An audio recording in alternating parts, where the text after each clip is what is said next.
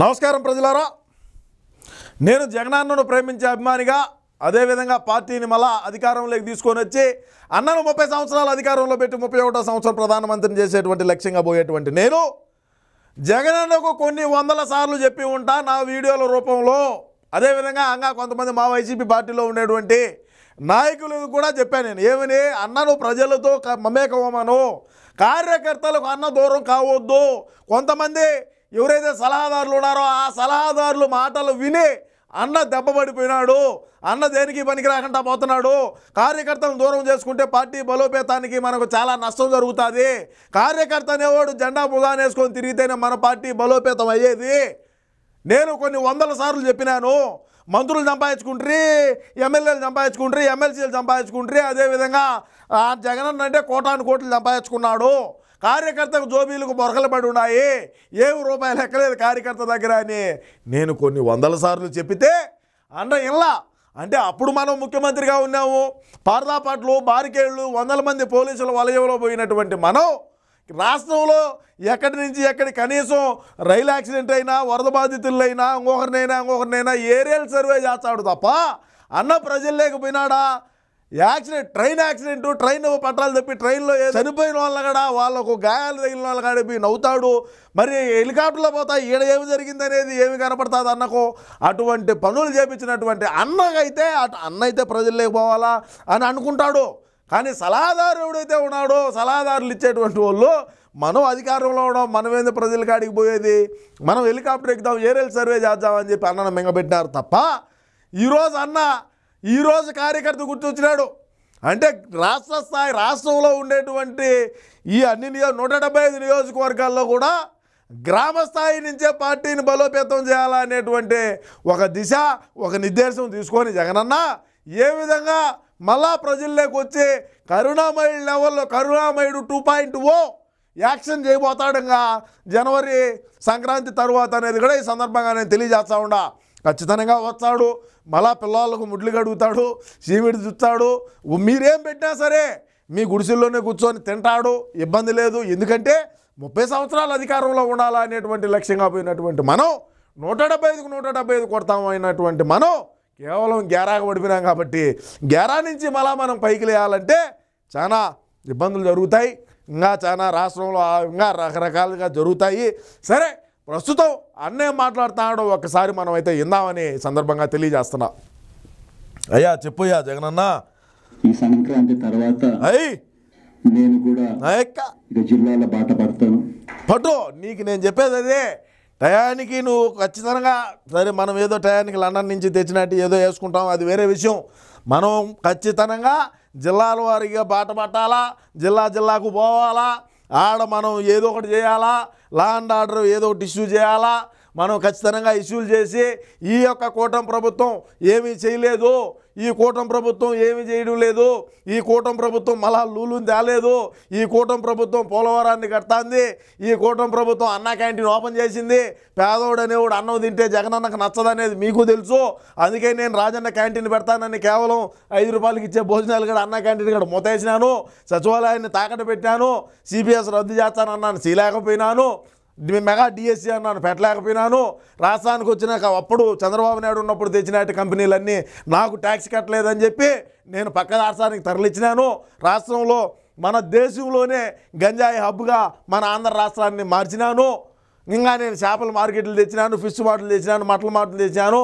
అదేవిధంగా ఈ బొబ్బట్లు, ఈ ఊరగాయ పచ్చళ్ళు, చికెన్ పికిళ్ళు, బిర్యానీ స్పైసెస్ ఈ కంపెనీలన్నీ మనం తెచ్చినాము. గతంలో ఇవన్నీ ఎవరికి తెలీదు. నేను వచ్చినాకనే 2019 నుంచి 2024 దాకానే రాష్ట్రంలో ఉండే ప్రజలందరూ గుడ్లు వేసుకొని తిరిగినారు. ఇంతకుముందు బెత్తలు తిరిగేవాళ్ళు, ఇప్పుడు ఎప్పుడు అన్నంగా తినేవాళ్ళు కాదు. నేను వచ్చినాకనే అన్నం తిన్నారు అని చెప్పు, అప్పుడు నమ్ముతారు ప్రజలు.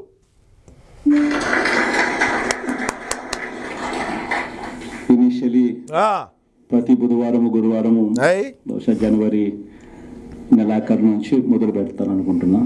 అంటే బుధవారం గురువారం శుక్రవారం ఏడిపోతాడు, కోర్టుకి ఏమన్నా మళ్ళా ఏమన్నా పోయి. రాష్ట్ర ప్రజలారా ఒకసారి ఆలోచన చేయండి. గతంలో అన్న పాదయాత్ర చేసే రోజు అన్న ఏ విధంగా ఒక సాఫ్ట్వేర్ ఎంప్లాయీ కన్నా ఎవడైతే జాబ్ చేస్తాడో ఆ విధంగా అన్న పాదయాత్ర చేసి శుక్రవారం ఆదివారాలు 3 రోజులు అన్నగారు రెస్ట్ తీసుకుంటా ఉన్నారు అంటే నాకు దీన్ని బట్టి ఏం అర్థమవుతుందంటే అన్న శుక్రవారం కోర్టుకు హాజరయ్యేటువంటి సూచనలు అయితే ఇక్కడ మనకు తాజాగా అర్థమవుతూ ఉన్నది, స్పష్టంగా కనపడతా కూడా ఉన్నది.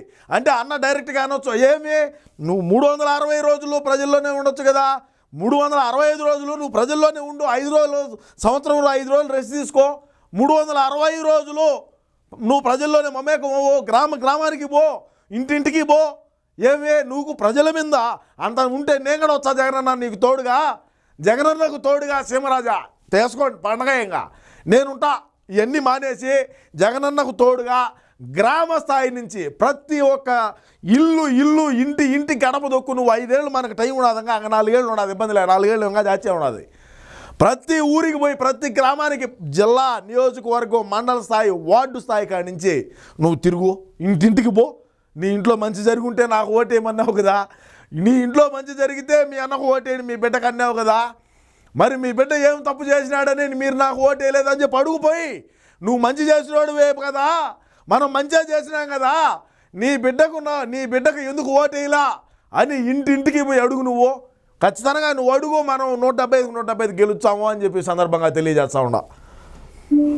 ప్రతి వారం బుధవారం గురువారం నేను కూడా జిల్లాల్లోనే పడుకుంటా, శుక్రవారం చేత హైకోర్టు ప్రతి పార్లమెంటు ఒక యూనిట్ కింద తీసుకొని నేనే అక్కడికి వచ్చి నేనే బస చేస్తాను. బుధవారం అంతా కార్యకర్తలతో 3 కాన్స్టిట్యున్సీస్, గురువారం అంతా మరో 4 కాన్స్టిట్యున్సీస్ కార్యకర్తలతోనే మమేకమయ్యే కార్యక్రమాలు పూర్తిగా కార్యకర్తలకి కేటాయింపు చేసి కార్యక్రమాలు చేస్తాం.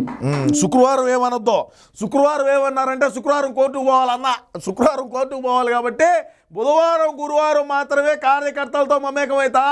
మనం అధికారంలో ఉన్నప్పుడు, మనం ముఖ్యమంత్రిగా ఉన్నప్పుడు గన ఈ యొక్క పని గన మనం చేసి గన ఉంటే, కార్యకర్త అనే వాడిని దూరం చేసుకుంటే అది ఏ పార్టీ అయినా సరే ఏ విధంగా ఇబ్బందుల పాలవుతుంది అనేది ఒకసారి ఆలోచన చేసుకోండి. జగన్మోహన్ రెడ్డి అన్న కార్యకర్తలు కాదు కదా, కనీసం శాసనసభ్యులకు కూడా టైం ఇవ్వాలా. అందుకే ఈరోజు మనకి స్థాయి ఈ గతి పట్టిందని కూడా ఈ సందర్భంగా తెలియజేస్తా ఉన్నా. చెప్పునా సో అక్కడే ఉంటూ కార్యకర్తలతో మమేకమవుతూ కార్యకర్తలతో తోడుగా ఉండే కార్యక్రమం, కార్యకర్తలకు దగ్గరయ్యే కార్యక్రమం కూడా చేస్తాం. దాంట్లో భాగం కూడా ప్రోగ్రాంలో పేరు కూడా కార్యకర్తలతో జగనన్న, దేనికైతే ఇంట్లో వాళ్ళతో లేరు జగనన్న అని ప్రస్తుతం ఉండేటువంటి కూటమి ప్రభుత్వం వాళ్ళు అడుగుతారు. దానికి ఏం చెప్తాము? సరే ఇంకా ఏందో చెప్పు.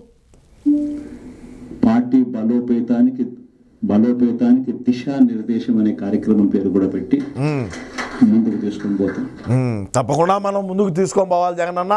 మనం ముందుకు తీసుకొని పోయి మనం మళ్ళా 30 సంవత్సరాల పాటు అధికారంలో ఉండి రాష్ట్రాన్ని పక్క రాష్ట్రానికి అమ్మేసైనా సరే మనమైతే ఒక ఐలాండ్ కొనుక్కుందాము. ఏది ఏమైనప్పటికీ కూడా రాష్ట్ర ప్రజలారా మీ అమూల్యమైనటువంటి అభిప్రాయాన్ని తప్పకుండా కామెంట్ రూపంలో అయితే తెలియజేయండి. జగనన్న అతి త్వరలో కరుణామయుడు 2.0 ఏ విధంగా అయితే నటన ఆస్కార్ అవార్డు గ్రహీత అయినటువంటి మన జగనన్న ఇప్పుడు 2.0గా మారి మన ముందుకు రాబోతూ ఉన్నాడని కూడా ఈ సందర్భంగా తెలియజేసుకుంటూ నమస్కారం.